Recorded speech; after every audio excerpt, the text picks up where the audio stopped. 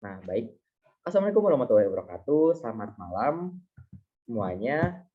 Sebelumnya perkenalkan kami dari kelompok 3 Hukum Administrasi Negara, yang mana pada pertemuan kali ini kita akan membahas materi yang berupa instrumen pemerintahan. Next slide.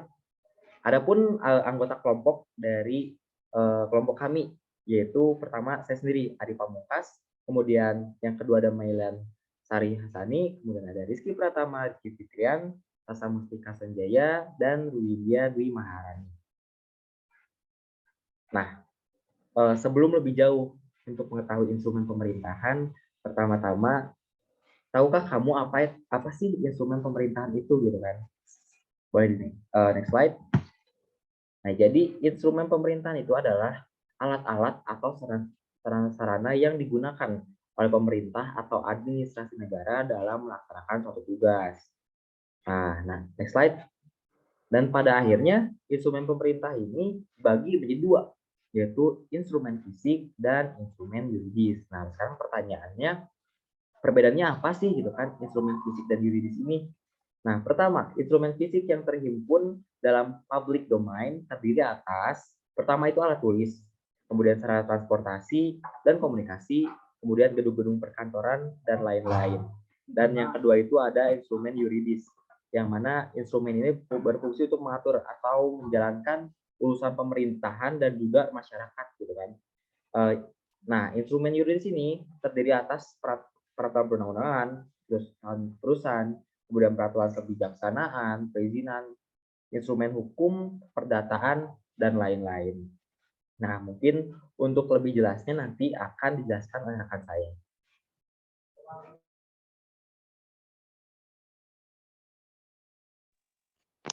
Oke, baik. Yang selanjutnya ada peraturan perundang-undangan. Yang pertama itu ada secara teoritis ya. Istilah perundangan secara teoritis istilah perundang-undangan mempunyai dua pengertian, yaitu yang pertama peraturan perundang-undangan yang merupakan proses pembentukan atau proses membentuk peraturan negara, baik di tingkat pusat maupun daerah. Yang kedua, yaitu peraturan perundang-undangan yang merupakan segala peraturan negara, yang merupakan hasil pembentukan peraturan-peraturan, baik di tingkat pusat maupun di tingkat daerah. Adapun gitu, peraturan-peraturan perundang-undangan menurut beberapa undang-undang. Yang pertama yaitu ada pasal 1, angka 2, Undang-Undang Nomor 5 Tahun 1986, yang mana dalam pasal ini mengartikan bahwasannya peraturan perundang-undangan sebagai semua peraturan yang bersifat mengikat secara umum yang dikeluarkan oleh Badan Perwakilan Rakyat bersama pemerintah, baik di tingkat pusat maupun di tingkat daerah, serta semua keputusan badan atau pejabat atau usaha negara, baik di tingkat pusat maupun di tingkat daerah yang juga mengikat umum.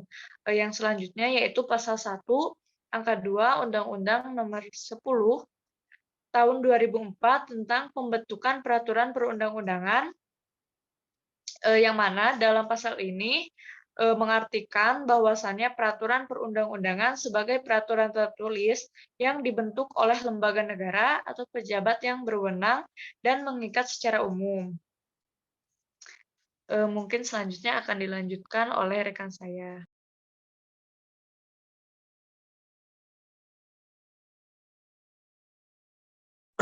Oke, selanjutnya itu adalah keputusan tata usaha negara. Menurut peraturan perundang-undangan nomor 51/2009 pasal 1 angka 9, keputusan tata usaha negara adalah suatu penetapan tertulis yang dikeluarkan oleh badan atau pejabat tata usaha negara yang berisi tindakan hukum atau tata usaha negara yang berdasarkan peraturan perundang-undangan yang berlaku, yang bersifat konkret, individual, dan final, yang menimbulkan akibat hukum bagi seseorang atau badan hukum perdata. Lalu selanjutnya itu adalah unsur-unsur keputusan tata usaha negara, yaitu adalah penetapan tertulis, lalu dikeluarkan oleh badan atau pejabat tata usaha negara, lalu berisi tindakan hukum atau tata usaha negara, lalu berdasarkan peraturan perundang-undangan yang berlaku, juga bersifat konkret, individual, dan final, dan yang terakhir itu adalah menimbulkan akibat hukum bagi seseorang atau badan hukum perdata. Lalu selanjutnya itu adalah tindakan hukum tata usaha negara. Menurut Undang-Undang 51 tahun 2009 pasal 1 angka 7, tata usaha negara adalah administrasi negara yang melaksanakan fungsi untuk menyelenggarakan urusan pemerintahan baik di pusat maupun di daerah. Lalu menurut penjelasan Undang-Undang Nomor 5 Tahun 1986, perbuatan hukum badan atau pejabat tata usaha negara yang bersumber pada suatu ketentuan hukum tata usaha negara yang dapat menimbulkan hak atau kewajiban pada orang lain. Lalu yang terakhir itu adalah Undang-Undang Administrasi pasal 87. Menurut Undang-Undang Administrasi pasal 87, dengan berlakunya undang-undang ini, keputusan tata usaha negara sebagaimana dimaksud dalam Undang-Undang Nomor 5 Tahun 1986 tentang Peradilan Tata Usaha Negara sebagaimana telah diubah dengan Undang-Undang Nomor 9 Tahun 2004 dan Undang-Undang Nomor 51 Tahun 2009 harus dimaknai sebagai unsur-unsur yang berikut. Yang pertama adalah penetapan tertulis yang juga mencakup tindakan faktual, keputusan badan dan atau pejabat tata usaha negara di lingkungan eksekutif, legislatif, yudikatif, dan penyelenggara negara lainnya. Lalu berdasarkan ketentuan perundang-undangan dan AUPB, juga bersifat final dan dalam arti lebih luas. Mungkin selanjutnya akan dilanjutkan oleh rekan saya. Baik, terima kasih. Selanjutnya mengenai peraturan kebijaksanaan instrumen pemerintahan. Keberadaan peraturan kebijaksanaan tidak dapat dilepaskan dengan kewenangan bebas atau freedom before date dari pemerintah yang sering disebut dengan istilah pre-emergent. Dalam kaitannya dengan pemerintah, pre-emergent diartikan sebagai salah satu sarana yang memberikan ruang bergerak bagi pejabat atau badan-badan administrasi negara untuk melakukan tindakan tanpa harus terikat sepenuh pada undang-undang. Pre-emergent berasal dari kata pre artinya bebas, lepas, tidak terikat, dan merdeka. Emergent berarti mempertimbangkan, menilai, menduga, dan memperkirakan. Sehingga pre-emergent berarti orang yang memiliki kebebasan untuk menilai, menduga, dan mempertimbangkan sesuatu. Next. Lalu dalam peraturan kebijaksanaan terdapat dua aspek di dalamnya, yaitu yang pertama mengenai kebebasan menilai yang bersifat objektif, yaitu kebebasan yang menafsirkan mengenai ruang lingkup wewenang yang dirumuskan dalam peraturan dasar wewenangnya.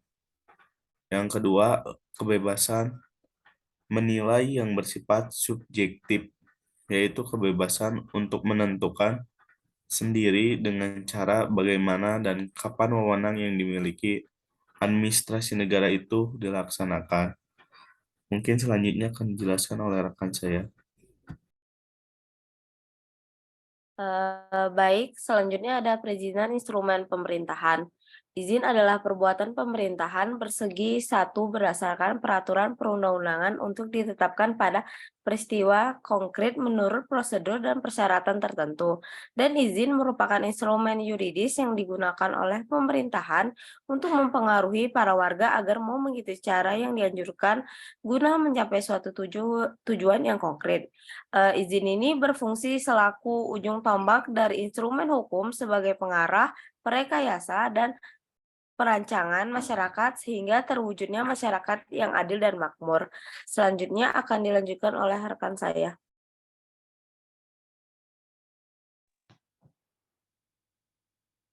Baik, terima kasih. Adapun macam-macam dari perizinan instrumen pemerintahan terbagi menjadi 3, yaitu 1. Dispensasi, yaitu tindakan pemerintah yang menyebabkan suatu peraturan perundang-undangan menjadi tidak berlaku bagi suatu hal yang istimewa.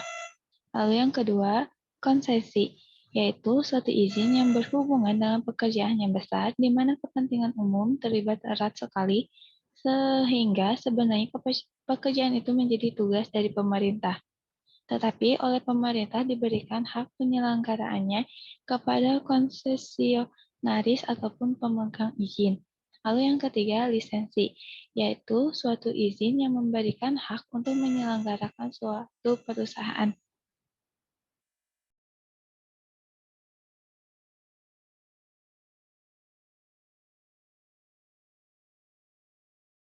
Sekian presentasi dari kelompok 3. Apabila ada kesalahan, mohon dimaafkan. Terima kasih.